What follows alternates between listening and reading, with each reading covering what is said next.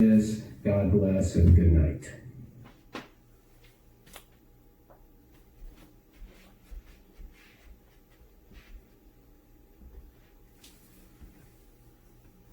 Good evening.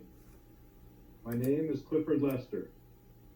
I'm a photographer, retired photography professor from Cypress College, and the son of 2 Holocaust survivors. Over the past 16 years, my mother's passing, since her passing, to honor her memory, I have been documenting survivors, creating their portraits, which grace the halls of the Cypress College Holocaust Memorial Gallery, and sharing their stories. After the Nazis had come for my mother on a number of occasions, my mom, Ursula Lowenbach Foster, survived the war by going into hiding with her parents and 13 others in a true 2-foot crawl space underneath a home owned by Dutch righteous Gentiles. These courageous people risked their lives to save the lives of others. Early one morning, when the house guests were still sleeping upstairs, the Nazis pounded on the door of the home, and everyone had to hurriedly get into their hiding place. The Nazis accused the homeowners of hiding Jews, but the lady of the house gestured to Hitler's portrait on the wall, saying they would never hide dirty Jews. Not once to take her word, the Nazis frantically searched everywhere, yet fortunately, hiding below, my mom and the others were not discovered. I can't even imagine the terror she experienced as a young girl. My mom lived to tell her story, whereas my brother, my Uncle Ernst, did not. He was tragically murdered in Auschwitz only weeks after he had to report to the SS in 1943. Like the words of many survivors, the message he would share with the countless students she spoke to while alive echoes the ones we will hear tonight, that hatred and intolerance lead to genocide. She would do what she could to emphasize the importance of embracing diversity and accepting one another.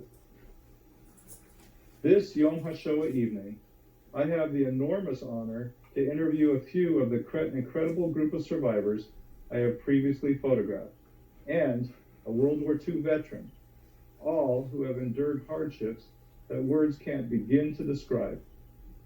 You will hear stories of courage, faith, and the unbelievable desire to survive. Furthermore, you will witness testimony of the Holocaust that will become our obligation to pass on to future generations. To survivors, Sarah Schweitz, Dr. Jacob Eisenbach, Joe Alexander, Terry Katz, and to Lieutenant Colonel Sam Sachs, I am so grateful to have you here with us this evening. Due to the limited time that we have, I will now ask each of our guests a selection of questions that I have prepared, and we will start now with Lieutenant Colonel Sam Sachs. Good evening, Sam.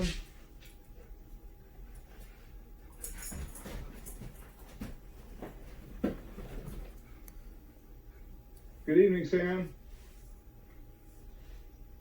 I'm not hearing you. I think Sam is muted. Sam, are you there? Can you hear me now? Oh, now I hear you. Wonderful. Wonderful. Great. Thank you. Good. That's our technology, always a challenge. Sam, my first question for you is, what led you to becoming an Army soldier? This was as a high school senior when I graduated. I had 2 wishes. Number 1, to become an educated person. We lived in a town, Grand Forks, North Dakota, right outside of the University of North Dakota, which was the university I was going to attend.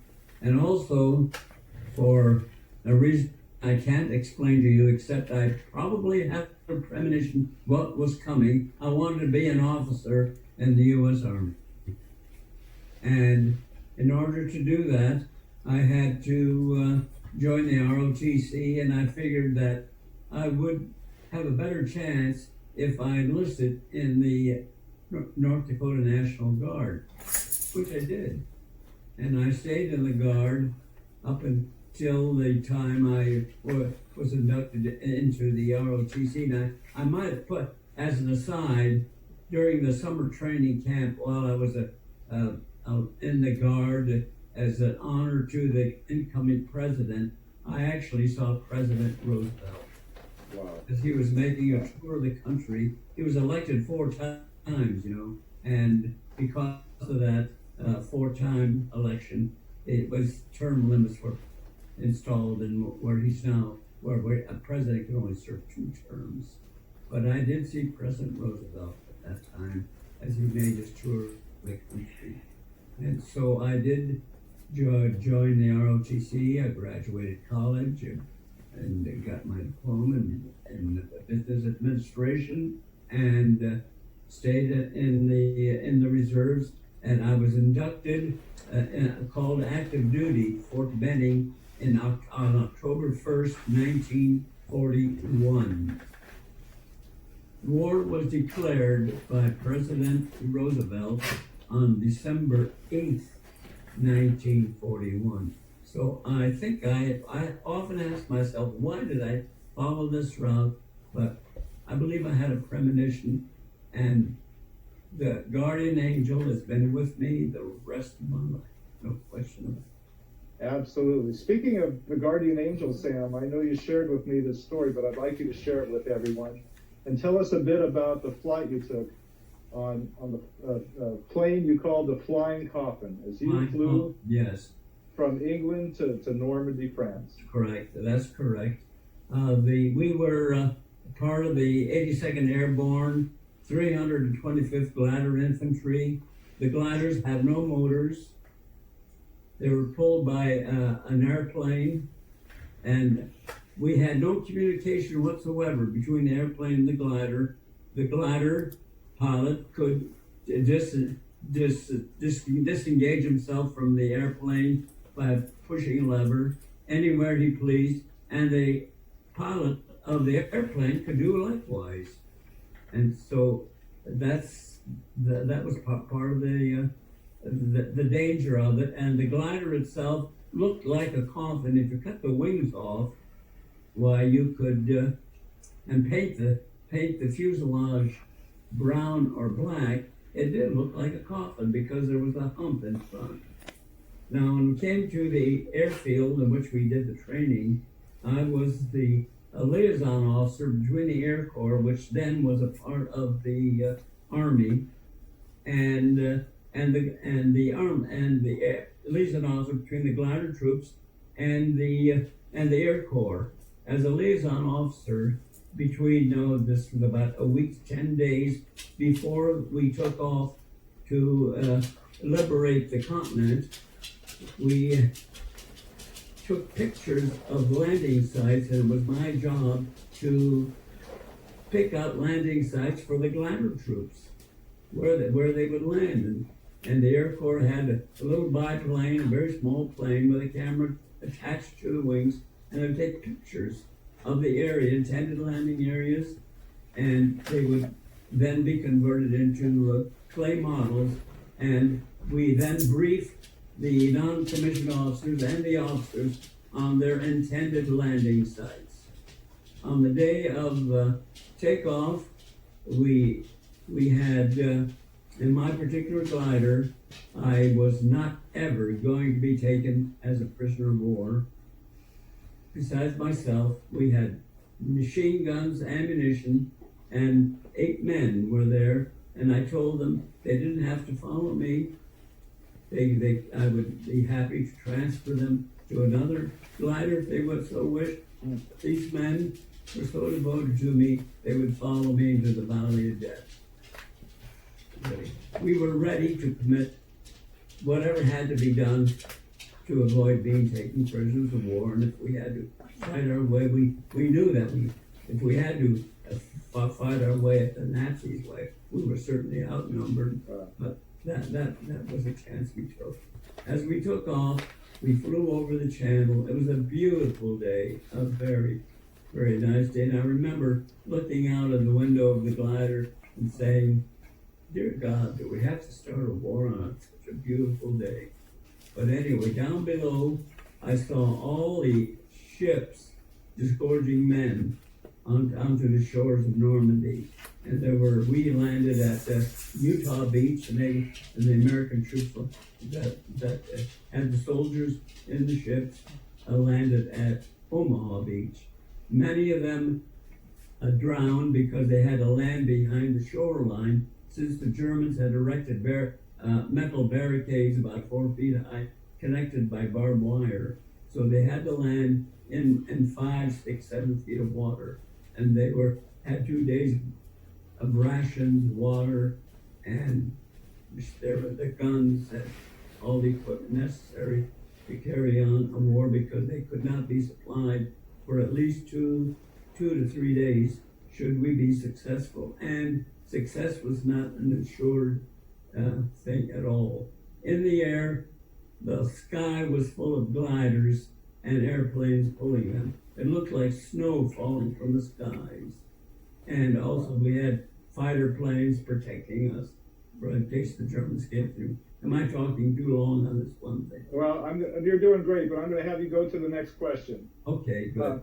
I know that after you landed down the road a little ways, towards the end of the war, or was the end of the war, you walked into a concentration camp. That's correct. Can you share with us what your experience was like? What my experience was, right. The concentration camp was just inside of German border, as we crossed from France into Germany.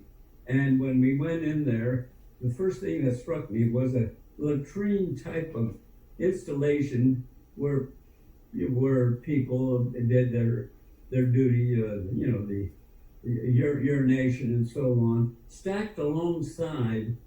It looked like cords of wood, but they were human bones that were so the sun had gotten to them, and I don't know how long they'd been there, right out in the open, but all they were bones at that time. I would say 8 to 10 feet high, maybe 5 feet wide, just stacked up like wood. And there were barrack type things, wooden barracks there with straw for a mattress. There's nothing but straw. And I think the people were fed just the slop that the Germans, instead of throwing it out, they threw it at them.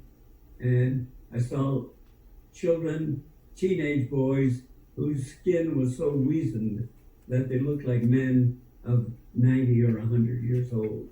And they were running around. They couldn't believe, they thought it was a trick that the Germans were playing on them, because they were just running around in circles and didn't know what to do. And many of the people had already left. Where they went, I had no idea.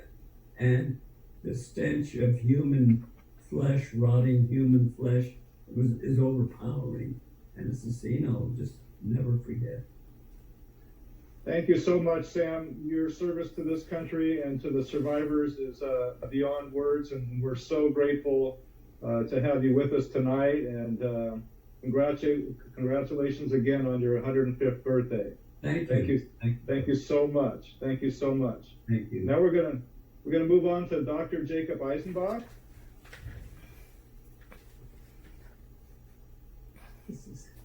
Dr. Eisenbach, can you hear me? Can hear you, Clifford, yes. Clifford, wonderful. So Dr. Eisenbach, my first question for you is, early in the war, after the Nazis invaded Poland, a wall was built around your family's neighborhood in, I'm going to pronounce it Lodz, I'm not sure if that's right. That's correct. Good, turning the area into literally a Jewish ghetto. Can you describe how this suddenly changed your life from a wonderful childhood into a literal nightmare? I was very fortunate in my childhood to grow up in a wonderful family. My two parents and there were 4 of us children, plus an extended family of about 100 people. My parents adored each other and they adored their children. We had a wonderful life. My father was a textile manufacturer in the city of Lodz, not a big manufacturer. He employed about 30 people, but he did very well. And every summer we would move to a resort place and spend the whole summer there. My mother, when I speak of her, I like to say that she was not human. She was an angel in a human body. She would gather her 4 children, put her arms around us, and bless us by saying, "You are my greatest possession." She died a year before the war, so she never went through the Holocaust. And she never knew what that blessing has done for us. No matter what Hitler said or did to us, it could not destroy those feelings that we are loved. Love and our lives are important. When the war broke out, on September 1st, 1939, within a few days they started building that wrought iron fence around the old part of the city. And that was to be the ghetto of Lodz, which Lodz had about 700,000 in population, and half of those people were Jews. And we lived before the war, we lived in a Jewish city. We had our own Jewish schools, Jewish newspapers, Jewish theaters, Jewish neighborhood, grocery stores, butchers, bakers, friends, all Jewish, were associated with a lot of Jewish people. And we had a great life. And once the Nazis came in, they ordered all the Jews to move into that ghetto, and they issued an order that the ghetto will be locked hermetically on May 1st, 1940, which was just a few months after they occupied the city of Lodz. And any Jew found outside the ghetto after May 1st, 1940 would be shot to death on the spot. Many of the Jews from Lodz escaped to the Russian part of Poland. Hitler signed a non-aggression pact with Poland a week before the war broke out. They decided to divide Poland and not to interfere with each other's activities. And many of the Jews from Lodz escaped to the Russian part of Poland. And among those people who escaped was my oldest sister, Fela. She was 18, just finished high school. She and a few of her girlfriends escaped to the Russian part of Poland and settled in the city of Lwów, LWOW. Doctor, yes. let me go on, because I'm sorry the time is short. There's a lot more questions I want to ask you. Yes. In the book you have written called Where You Go, I Go, I know that these words came from your brother, as you both were required to board a Nazi death train. Yes. Can you relate some details about that time in your life and what it meant to hear Yes. those words from your brother? Yes. We had a family of over 100 people, and most of them were already shipped out to the gas chambers. And it was only Sam and me that was still left alive. My youngest brother, Henry, was taken to the gas chambers at the age of 11. And I received an order to report for deportation. That was a death sentence. I did not report. I went into hiding. And my younger brother, Sam, he was 2 years younger, he was with me, and he was in hiding with me. He didn't get the order to report. He didn't have to go. We already knew what the Nazis were doing to the Jews. From the Polish train conductors, we found out that they take people by trainload, 7,000-8,000 people per train, to the cities like Auschwitz, Treblinka, and Majdanek, and no one ever came out alive, and they could smell burning flesh in the air, so we knew what the Nazis were doing. And for that reason, I did not report for deportation. And we went into hiding. But the police caught up with me after a month of hiding. And Sam didn't have to go. But he could have said, Jack, I know where you're going, but I'm not going with you. I'm staying right here. But this is not what he said. What he did say is, Jack, our whole family is now gone. We are the only two that are still left out of the people of 100. And we know where all they went, and I know where you are going. But I'm not staying here by myself. I'm going with you. Wherever you go, I go. And whatever happens to you will happen to me. That's what Sam said, knows full well that he's going with me to Auschwitz, to the gas chambers. And he didn't have to go. That's the kind of a family relationship we had. And the title of my book is Sam's Words, Where You Go, I Go. That's the story behind the title. Thank you, Dr. Eisenbach. You know, I know you. I've known you for a long time. You're such a positive soul, such a positive spirit. You've witnessed so many horrible atrocities, including the death of your family members and close friends. Yet, when I photographed you, you stated very clearly to never lose hope for a brighter tomorrow. How do you manage to hang on to those words despite the many tragic things you've witnessed in your life? Ever since I was 5 years old, I like to sit in and listen to adult conversations. Our household always had company, friends, relatives, and I learned a lot of important lessons that served me well throughout my lifetime by listening to adult conversations. But if I have to pick up one lesson that I have learned that really stands out, and that is that no matter how dark the clouds may be, there will always be a day when the sun will break through. Translated, it means, no matter how bad the situation you are in, never lose hope for a better day. And that idea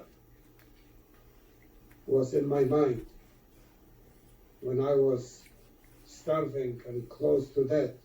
I never knew if I would be alive the next day, but I was always hoping for that better day when the sun breaks through. Dr. Eisenbach, you're incredible. God bless you. I wish we had more time to talk to you, but we need to move on. Thank you so much. I was going to ask you what message you want to pass on, but that is such a powerful message. I think that's a great place to stop. Thank you so much for being with us, and God bless you. Thank you very much, Clifford. It's a pleasure to be here. Thank you so much. And now we're going to move on to Sarah Schweitz. Sarah, I'm just waiting to see that your microphone is unmuted there. There we go. Can you hear me? Yes, we got you, Sarah. Sarah, my first question for you is you were a young girl during the war. You were born in a town called Trikala, Greece. I'd like to know what recollections you learned from your family about what happened during that time of the war. Yes, it is not exactly my family. Those recollections are mine, and they're as vivid today as they were then, because I was a participant during the war. I was not my parents allowed me to be in every family meeting, and whether it was good or bad. So I was very well informed. The recollections that I have is that the Germans occupy our home, and my childhood home was right next to the temple. And we had a bomb shelter in the backyard, and my mother said that when you hear the sirens, whether you're Jew or Gentile, you are welcome to come to the bomb shelter and save yourself. So it was never room for my mother and I, because my father was working, to go to the bomb shelter. So we always ended up in the bomb shelter of the Commercial Bank of Greece. It was a beautiful building. It was right next to our home. And it just so happens when there was a German raid and the airplanes came, they wanted to eliminate, the temple was right next door to us. They wanted to throw the bomb into the temple. But the bomb, instead of going into the temple, went into our backyard. Atop on the bomb shelter were 30 Greek citizens who were hiding, and there was no room for my mother and I. My father was in the bank. So we survived that. And our backyard was converted into a cemetery. There were candles. I remember those candles. I remember the crying, the wailing. It was just terrible. That I remember very well. And that was right in our backyard. Wow. Wow. Sarah, there was a time that you shared with me that your father was captured and taken to a concentration camp and later released. But there was a story about him having a picture of you in his wallet. Yeah. Could you share with us how that was instrumental in his release? Yes.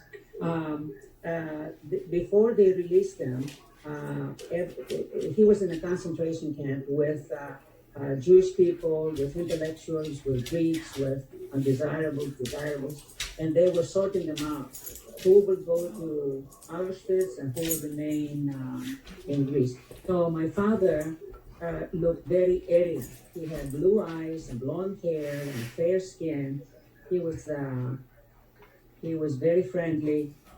So he went in front of the commandant, and he asked him a few questions, and he said, "You better be truthful, your answers, because we already know the answers."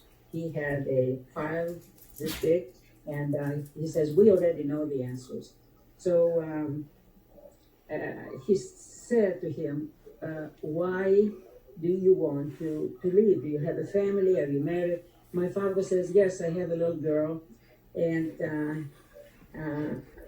he said, "Do you have a picture of your little girl?" And my dad took out a picture, and he said, "This is my little girl. I was, I had blue eyes and blonde hair. My hair was very light."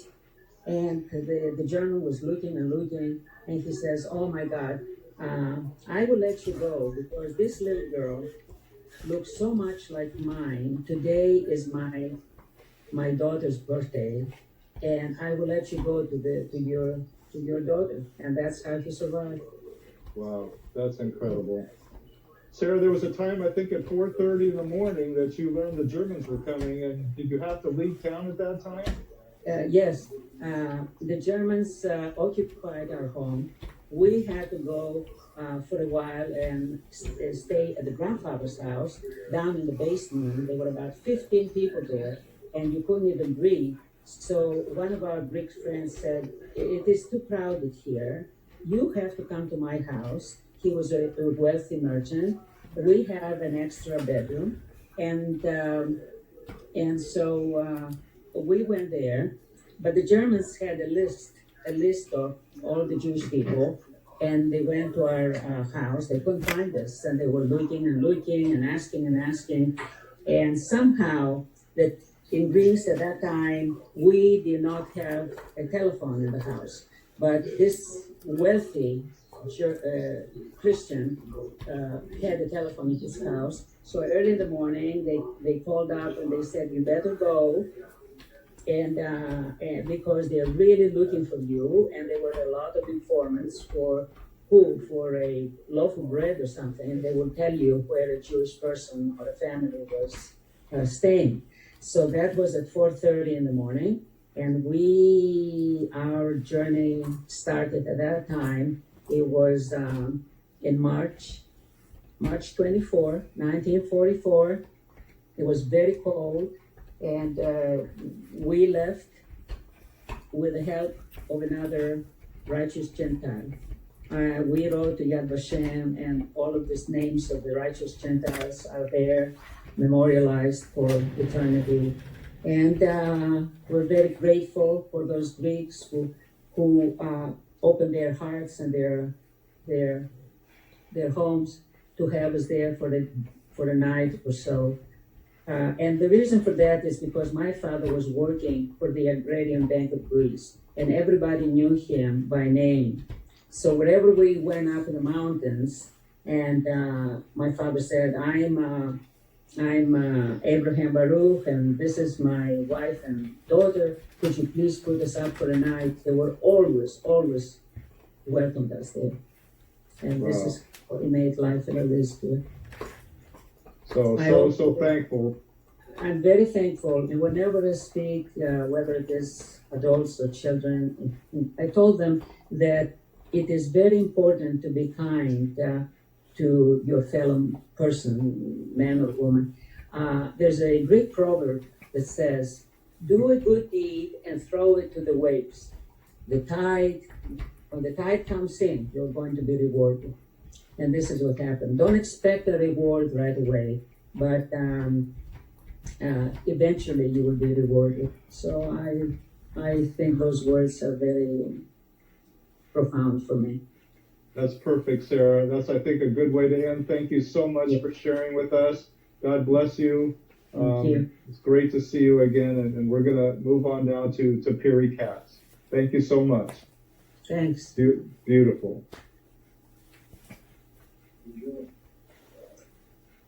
Hi, Piri. Hello, Hi. How are you? I'm okay, thank you. Good. So I'd like for you to share with us what were the first signs that the war had started, and how did that affect your life and your family's life when the war first got started?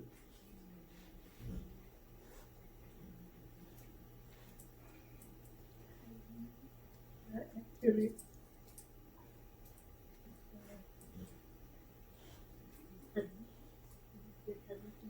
yeah, well, I had cousins in Poland, and they came to take the Poland first. So the cousins came, and they were hiding in our barn upstairs so they wouldn't get killed. So they killed my aunt and everybody else in Poland. And then we found out in the trouble. Yeah. How did you Piri, like we might need you to talk just a little bit louder. We need you to move a little closer to the camera. There you go. There we go. Speak louder. Okay. So, Piri, the next question is at one point you were sent to Auschwitz, and I know this is going to be a tough question for you, but can you share with us a bit about that horrible experience on the train as you were being transported there? What was it like on the train being transported to Auschwitz? Oh, actually, when they took us in the train was just so jammed with all the people who couldn't sit, everybody was standing up. It was horrible. And, there was nothing, no water, no nothing. We're almost, eaten out.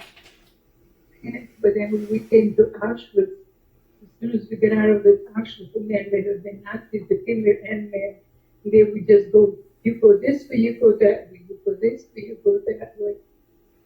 So that was my parents one way, and I had two married sisters. They told them to go, different way. Just that we were all separated. They come from 11 children, so we're all kind of separated in many ways. So, also you were saying that at the camps, when they had little babies and Nazis were throwing children up in the air with a bayonet, they were skewering them. And, people were immediately, mom was taken with her younger sister. Her sister Shiloh got separated. Her Sister Ruffle and her friend Carrie and cousin Lily, and also he had another Lily from Jalok, and also her Ruffle of the Jicaba. They were all together, the five of them. But my mom was wearing pearls, she was wearing earrings, and everything got ripped off of her, and they shaved their heads, people were being beaten, people were being shot, people were being starved, people were being killed, and so she was immediately given a gown with her number. Her number was A striped dress was 20,444. So after I had that, and after for 3 years they were calling my number, so when I was delivered by the American soldiers, and when they called my name, to deliver customs, and then my friend Terry, she told me, "This is serious. You just say yes, it's really close. Not 20,444. Perry, I know that if Auschwitz wasn't enough, you ended up being transported later to Dachau and another camp. At one time, you were put on a train, and en route, it stopped. What happened when the train stopped? Well, they were just, and everybody was shoved out of the train. They were just saying, you go this. no. I think what you're saying is that in Dachau, when people already knew that they were going to be killed, pretty much, it was like the end of the line. She'd been in Auschwitz, she'd been Geislingen, she was already in Dachau, and they would be taken to a killing field. And so all of a sudden, then the Americans were shooting at the train. Oh, yes. They were shooting the train. They didn't know that we were all survived. They thought that they were German, soldiers. So when they kept shooting, and then finally when the train stopped, when they opened the cattle train, when they saw a lot of people, crying and giving help, that they were just beside themselves. They couldn't believe it. They thought that they were, stopping German soldiers. So then when we got up, we were kissing their feet and thanking them for liberating us. Yeah, bless them. Yes. So Perry, we have Lieutenant Colonel Sam Sachs with us this evening, who is an American liberator. What would you like to share with him? Like, Oh, the one who lived with the camp, God bless you. And you should live to be 120 like Moses, in good health, happiness, and prosperity, and everything the best, and make all your wishes and dreams come true for liberating us the camp. God bless you. God bless you, Sam. I found that, my dad was also in the 3rd Army. He was in the 5th Infantry Battle of the Bulge on the beaches of Normandy. And I just want to say, God bless you. God bless all of our military for your indomitable will and everything you did to save this world from socialism, from Nazism, from communism, everything all together, to give us the freedoms that we have. And we just say, God bless you, especially, I'm sure Mom, today is the 72nd birthday of Israel. And I'm sure Mom never thought that she would live with all the survivors to see the state of Israel celebrating 72 years, and how proud we are, of you and all of our military, and President Trump, who's been the best president for Israel and for Americans. And just thank you so much. My mom has 8 grandchildren, 4 daughters. Thank you to you and all your heroic efforts. Thank you so much. Thank you so much. One last question for you, Perry. What does freedom mean to you after everything that you've been through? Can you tell us what freedom in this country means to you? Freedom means everything in the world. People are very lucky. They don't know what freedom is. When you got to get it constantly under a gun and constantly went to sit and went to stand and all that, that being free is heaven. It's just wonderful to be free. And God bless all the soldiers that liberated. When we kissed their feet, they were scared of us. We were kissing their feet. Because we were all in bright clothing, all there. And they were scared of us. Thank you so much, Perry. It's so great to see you. God bless you, and thank you for sharing those very difficult stories with us. Yeah. Thank you so much. Thank you so much. And now we're going to move on to Joe Alexander. Okay. Thank you. Thank you, Perry. Good evening, Joe. Good evening. Good evening. Welcome, and thank you so much for joining us tonight. My first question for you is one that I asked another survivor, and that is to share with us how life changed for you at the beginning of the war. And I know that there were events that happened that related to the last time you actually saw your parents. And I know this is difficult, but can you share some of that with us? Yes. When the war started, the Germans came into town, and we lived in the square where all the business was. And after a couple of weeks, they came in, and they went around the square, and for some reason, we'll never know, that we were the second house in one corner. And they went after, and the third house was an uncle of mine. They went after the uncle and went around the square and told the people they have 10 minutes to get out in the square, and they took them away. Like I say, for some reason, I don't know why, they left those 3 houses where we were the second one. A rumor started that they're going to come back 3 days later and take the rest of us. So my dad said, well, we're not going to wait for them to come and give us 10 minutes. So we went out, we got a wagon anyway, we packed up the store and everything.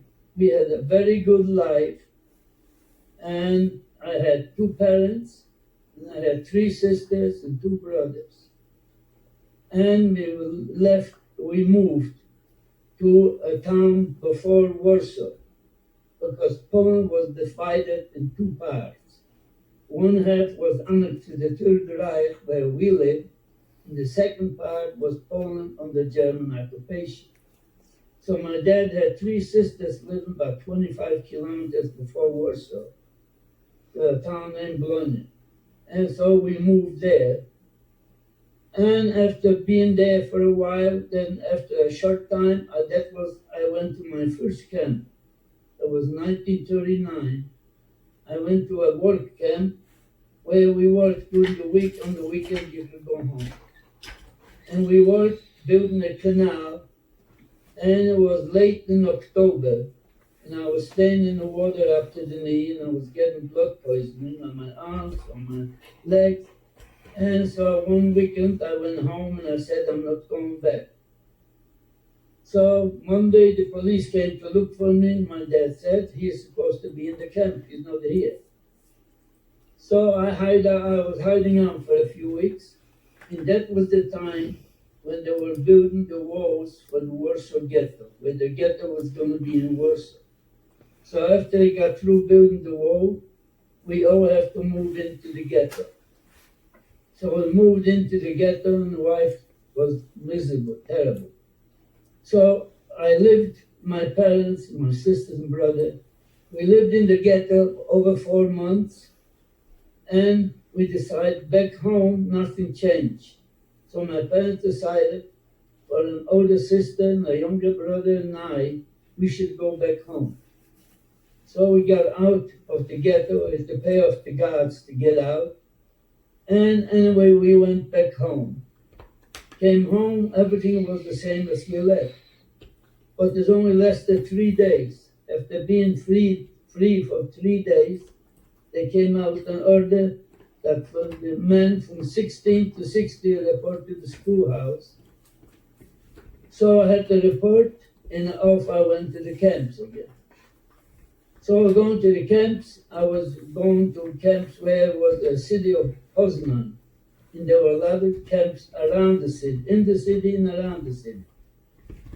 So after being there for about working in 7 camps, 7 different camps, train arrived, and we got on the train, riding around the train for 3 days, no water, no food, no nothing, to a destination actually where it takes about 5-6 hours. But we were riding around for 3 days, and we arrived in Auschwitz. We arrived in Auschwitz, and when I came to Auschwitz, the train stopped downtown the city of Auschwitz. Later on, they built the trains to go straight into the camp. So we arrived there and got off the train, whoever could get up. About 30-40% of the people were already dead on the train. We got whoever can get off. We were lined up in the rows of 5, and I met Dr. Mengele. So Dr. Mengele said, there's 5 kilometers to walk to the camp. So I was going to select people to go to the left, and the people on the left are going to be taken on trucks. And he goes through, and he picks me to go to the left. And I came over to the left, and I look around, old people, sick people, young kids. And if when I came from home, I would know the difference. But I was in 7 camps already. And I always tried to go to work with the biggest, strongest man. And here, I look around and see these people. I said, this is not the kind of people I like to be with. But sometimes, it has to be beside your thinking, you have to have a little luck too. It was after midnight. If it would have been daytime, I don't think I could have done it. So after Mengele moved further down, I ran back to the other side. And we went to Auschwitz. Came to Auschwitz, got a shower, and then I got a number, you can see here, tattoo. After I got this tattoo, we went to Birkenau. So the next morning, we found out the people on the left taken on trucks went straight to the crematorium.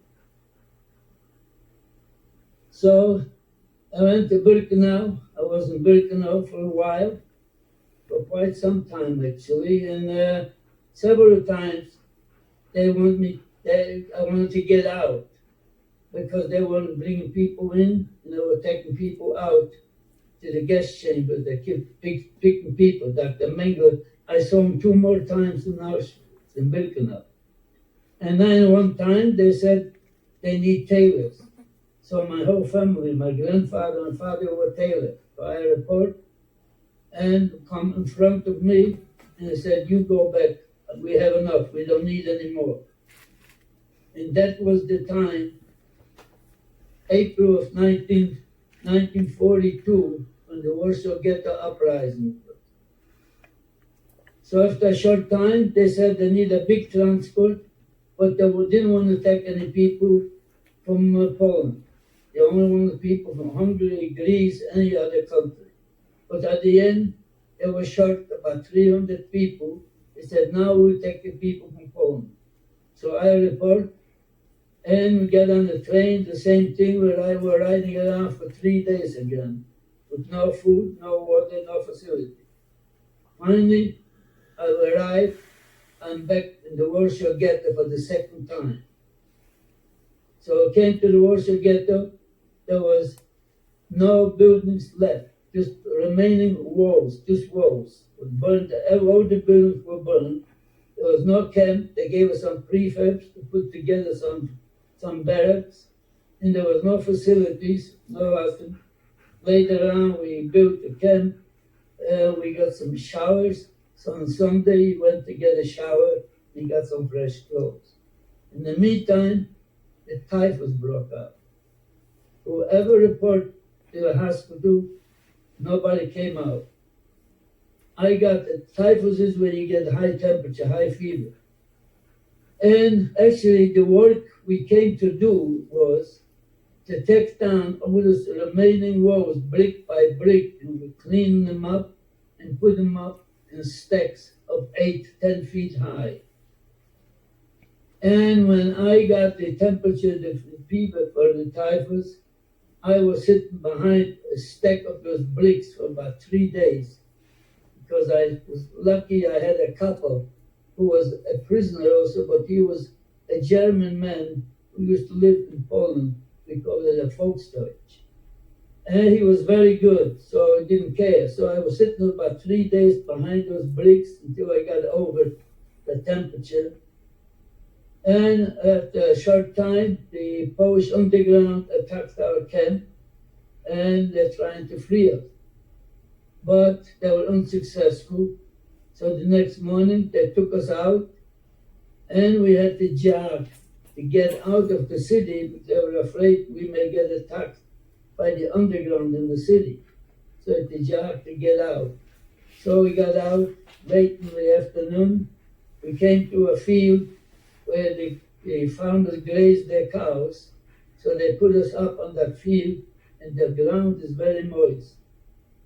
So whatever means you had to dig up a knife, a spoon, anything, you dig up some mud and took the bottom of the shirt to squeeze the mud to get a little water. So we got a little water, stayed there overnight. The next morning we're on the march. So we come to the next city. There was a river. So they let us go to the river to get some water. So two of our people went a little further into the river. They thought maybe they would escape, get out on the other side. They got killed, shot in the river. Joe, Yeah. can you hear me? Yeah. I'm sorry to interrupt. We're running a little short of time, and I have a very important question to ask you. Can you share with us? I know you were liberated as well by the Americans. Can you share with us anything you would like to say about that event, and what you would like to share with Lieutenant Colonel Sam Sachs? Yes, I was liberated by the American troops out of Dachau. Because from Warsaw I went to Dachau. I was in sub-camps around Dachau, and then on the end of April 1945, we all had to go back to Dachau, and the next morning we went on a death march. And I was on the road, and that's when I was liberated by the American troops. Wow. I'm going to have Sam jump in for just a second here. Sam, do you hear me? We need to get Sam unmuted there. Sam, is there anything you would like to share with the survivors after hearing what they've said?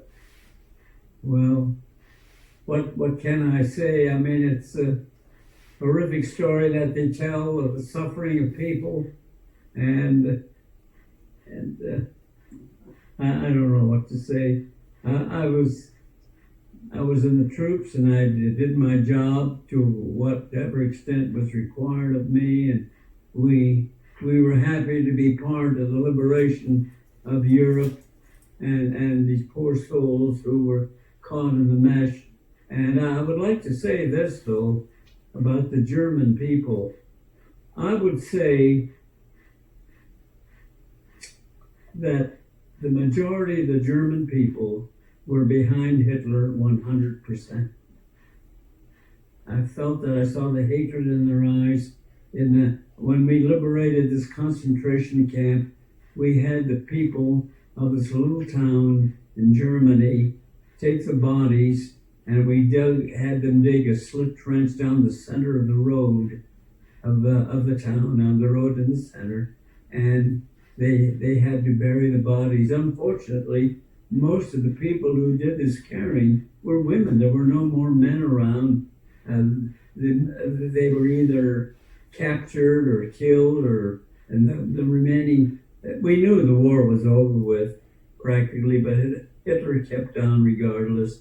And what was left were men in their 60s and young children in their teens.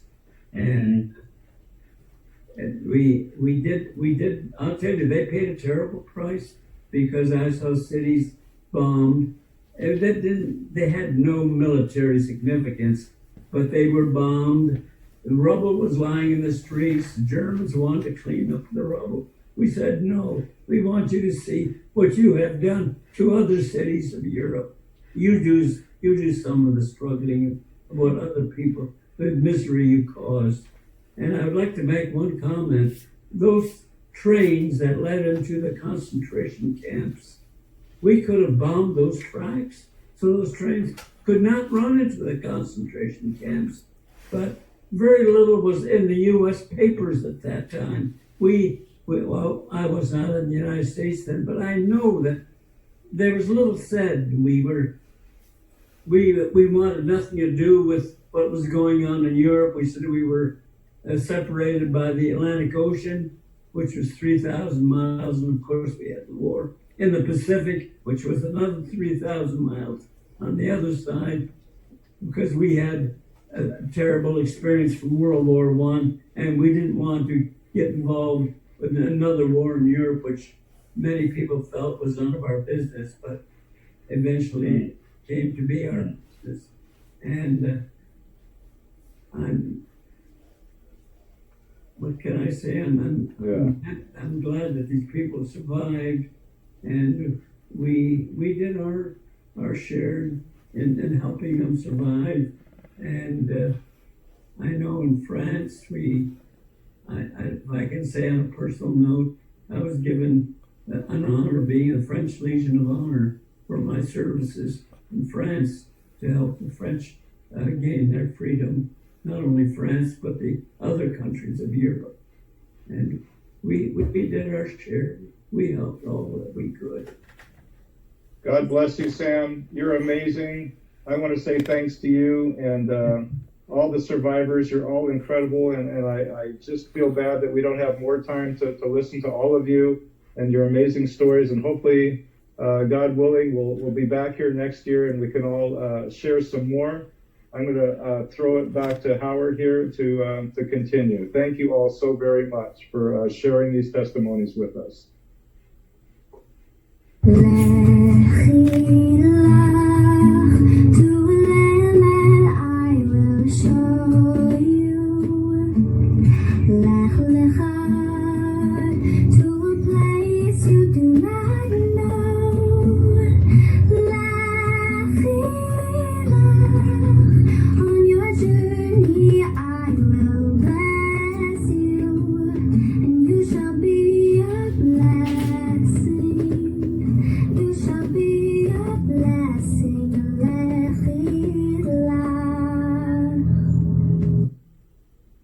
You should all be a blessing.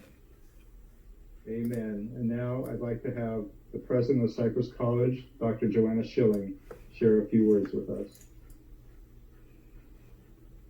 Oh, thank you, Cliff. And thank you, Dr. Eisenbach, Mrs. Schweitz, Mrs. Katz, Mr. Alexander, Lieutenant Colonel Sachs. It has been such an honor to have you with us this evening. And, I'm always a little bit speechless after this because it's just such a moving evening. And I'm so grateful to Cliff and Howard and David and Mark for ensuring that we gathered together tonight. We weren't sure if we could go forward since we weren't going to be together in the same place, but I am so grateful that we did, that we were able to hear your stories tonight. Cypress is honored to host this event each year, and it's a little strange to be sitting in our kitchens and our living rooms and our studies instead of being together, but it has not diminished the power of this evening, not one bit. Your stories are inspiring, deeply hopeful, and I'm filled with gratitude for the freedoms we continue to have in this country. In sharing these truths with us, you continue to honor those who lost their lives, while also reminding us that we must never become complacent about the freedoms that we cherish.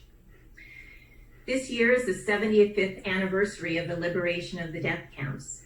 And this June, based in a small part by the stories I've heard each year from our survivors, my husband and I had intended to travel to Auschwitz and Birkenau. Unfortunately, our trip will be delayed this year, but not forever. And if, as so many of you have noted, this history is fading from our memory because we have allowed it to slip from our educational curriculums, then it is up to each of us to listen and learn, to bear witness, and to embrace what is resurrected in living color by the stories you've heard tonight. They're shown in the beauty of Cliff Lester's photographs, and by the refusal of each of our guests here tonight to allow the truth of the Holocaust to fade away. We must all continue to be fierce and outspoken voices against the power of hate, wherever it may reside. This is our commitment to you, Dr. Eisenbach, Ms. Katz, Ms. Schweitz, Mr. Alexander, and that for as long as Cypress College is here, we will share your story and you will be here with us. And to our community and students here with us tonight, we promise you that the stories you have heard this evening will never die. These are difficult times for many. Our world feels much more dangerous, and most of us have never had to endure anything but the prosperity and safety and hope for the future that we often take for granted. And so we look to history, both to remind us of that although humanity is capable of unimaginable cruelty, we are also capable of deep love, compassion, and courage. Nowhere does this shine more brightly than tonight in the faces of our guests, in the words of their heroism and courage, and from each of you who also embrace the best that mankind has to offer. We must never forget the cruelty or the courage, for to forget is to allow this to happen again. In the words of General Dwight D. Eisenhower to his troops when they took part in the liberation of the camps, get it all on record now, get the films, get the witnesses, because somewhere down the road of history, some bastard will get up and say this never happened. We must never forget. In order to continue our support of Holocaust education, we thank those of you who donated tonight, and if there are others who do wish to donate to our Holocaust Education Fund, you may do so at any time on our foundation website. 100% of your donation will go towards ensuring that our young people continue to learn about the Holocaust and to understand the importance of keeping this history alive so it will never be repeated. We thank you for being here tonight, for your support and your generosity. Thank you to our guests. We are so honored to have you here. And now I'll ask Cliff Lester back. Cliff? Thank you, Dr. Schilling. Thank you so much for those amazing words. At this time, we're going to light candles to remember those who we lost. Elie Wiesel, Holocaust survivor, said, "We should never forget." Tonight we light candles to honor the memories of the 6 million Jews who were so brutally taken from this world. And in addition, we light a 7th candle for all those who were persecuted during this horrible time in our history. When the souls of our loved ones depart from the world, a dark void is left. And as it said in Proverbs, the human soul is the lamp of God. Tonight, we kindle these candles to represent bringing the divine light of these souls into our world. May their memory always be a blessing.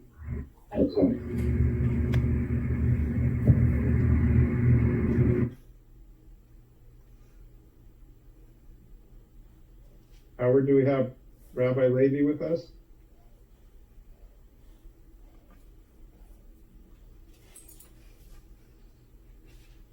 Can you hear me? I can't hear you, Rabbi. You don't hear anything? I hear you, but you're quiet. You have to a little louder. Yes, that's good.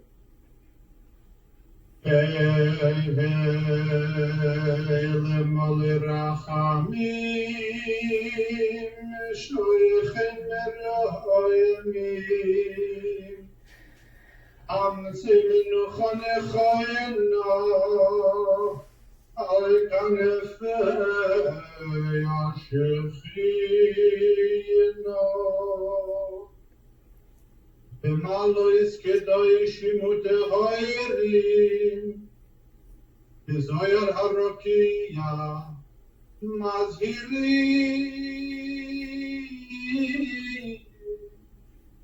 Es kol ha'neshamois shel 6 million ha'yehudim Benisvu al kiddush Hashem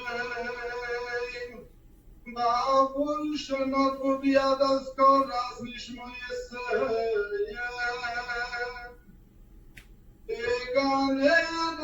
eder deiminu chosam lochein barorachamim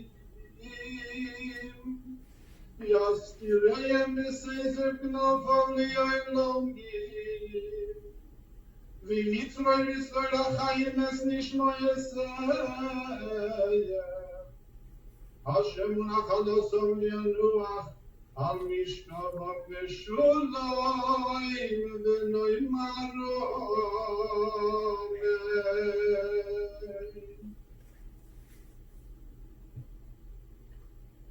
Thank you so much, Rabbi. Thank you.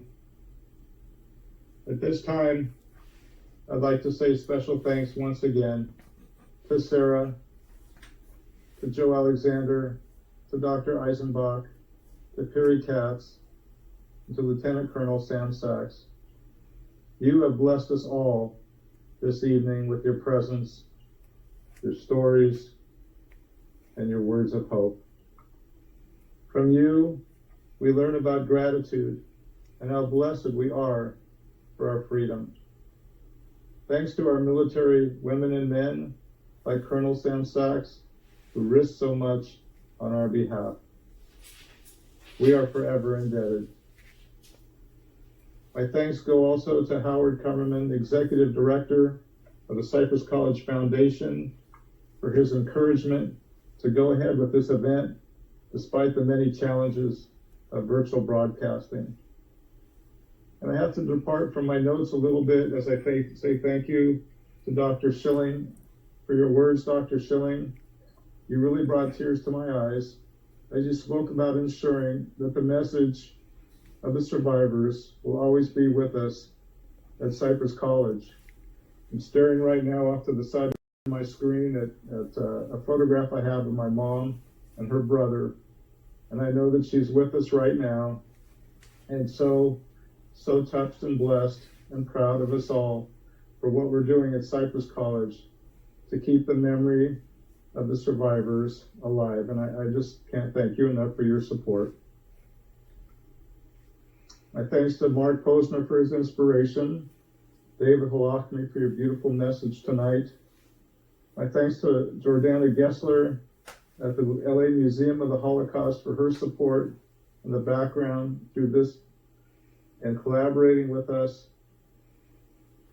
to make this event happen. And thank you, Rabbi Levy, once again for the beautiful chanting of your prayer. Finally, thank you all for listening, to serve as witnesses to the testimonies that you've heard, and to keep the memory of the Holocaust alive. Together, we ensure that the light that emanates from those who have come before us will shine brighter into the future. God bless you all. Finally, I want to give my thanks to the beautiful music you've heard from singer-songwriter Aviela Winder, who sang for us this evening. She's an active volunteer and ambassador for the Soldier Angels organization and also a part of Operation Welcome Home. Her passion comes from her heart, a yearning to help others and to create awareness for the world to come together as one. Much like her passion for music, her love for people, and her zest for life, she also holds her faith, beliefs, and sense of community strong in her heart. She has been honored to be a part of this Yom Hashoah event, to continue to bring messages of hope, love, and peace for all. And we are honored to have her with us. And now this evening we will conclude with the singing of Hatikva, Israel's national anthem. The title means the hope. And as Dr. Eisenbach shared so eloquently, we hope for a better tomorrow. Together, we bring light into this world. God bless you all.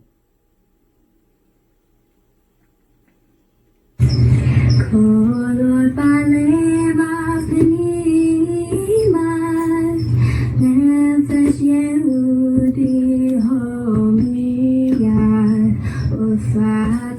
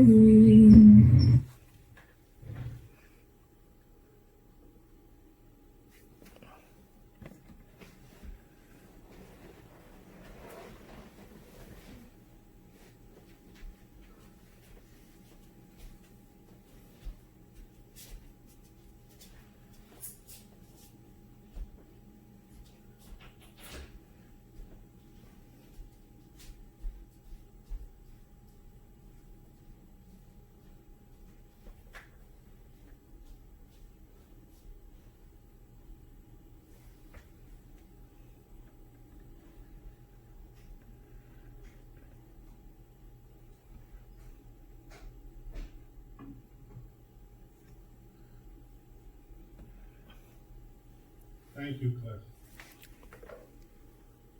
That was great. Thank you, everybody. Thank you, Cliff. Thank you so much. Thank you, Dr. Schilling. Thank you, Jack and Rabbi Levy and Sarah and Joe. Thank you for being here again tonight. So honored. Thank you, Dr. Schilling, for always making this possible. You're amazing and we love you. And talk. I can talk. Thank you. Oh, Lieutenant Colonel Sachs, God bless you for everything. God bless you for everything you did to save this world and give us all this freedom. We wouldn't be here. I wouldn't be here. My sisters, my mom's grandchildren, 8 grandchildren without you. God bless you for all your sacrifice and for your heroism and your bravery. We salute you. God bless you. Amen. Amen. Amen.